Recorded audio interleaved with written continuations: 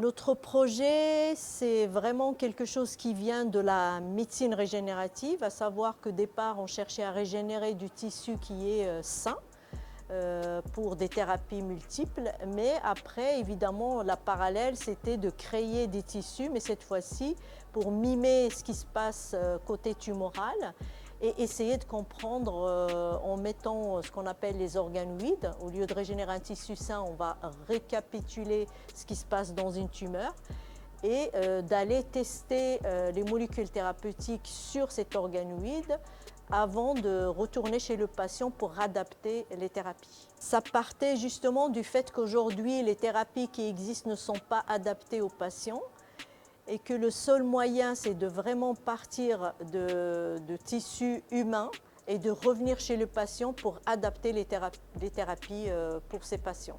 Donc ça rentre dans le cadre de la médecine de précision. Aujourd'hui, on a la chimiothérapie, l'immunothérapie.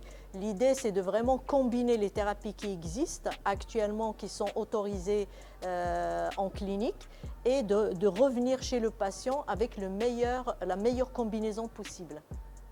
C'est pour ça qu'on est vraiment dans une médecine personnalisée pour le patient. On va prendre les cellules du patient de sa tumeur et encore on va aller plus loin parce qu'on ne reste pas dans la tumeur mais on va plus loin dans le tissu qui est sain pour mimer la tumeur dans le tissu sain. Donc on constitue un grand objet. Comme ça, la vascularisation, son importante, a un sens parce qu'elle va traverser le tissu sain et arriver à la tumeur. Alors qu'aujourd'hui, on a des petits objets avec une vascularisation directe à la tumeur, ce qui n'est pas la réalité puisque les traitements vont d'abord traverser les vaisseaux sains parce qu'on injecte par intraveineuse, avant d'arriver à la tumeur. Et donc, cette transition de vascularisation saine à tumorale est très importante pour voir l'efficacité du traitement. C'est un dispositif justement qui est adaptable en fonction de la pathologie qu'on va cibler, que ce soit tissu sain ou oncologie dans ce cas-là, ou d'autres pathologies, parce qu'il s'agit de prélever des tissus à partir d'un organe et puis faire le gros organoïde et tester. Donc c'est vraiment adaptable. Ce n'est pas spécifique à l'oncologie ni au poumon dans notre cas. On peut aller voir d'autres tumeurs ou d'autres pathologies. Il y a un travail justement qui va en parallèle avec la médecine régénérative parce que notre corps de métier au départ, c'est de régénérer un tissu sain.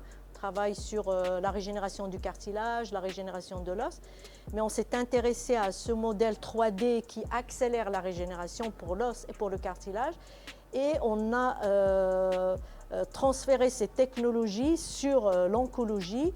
Et on a pensé justement, à partir de là, aller faire le dispositif pour tester les molécules thérapeutiques. Donc c'est comme ça le cheminement a été fait. De la médecine régénérative, on part vers l'oncologie pour adapter les traitements et revenir vers le patient.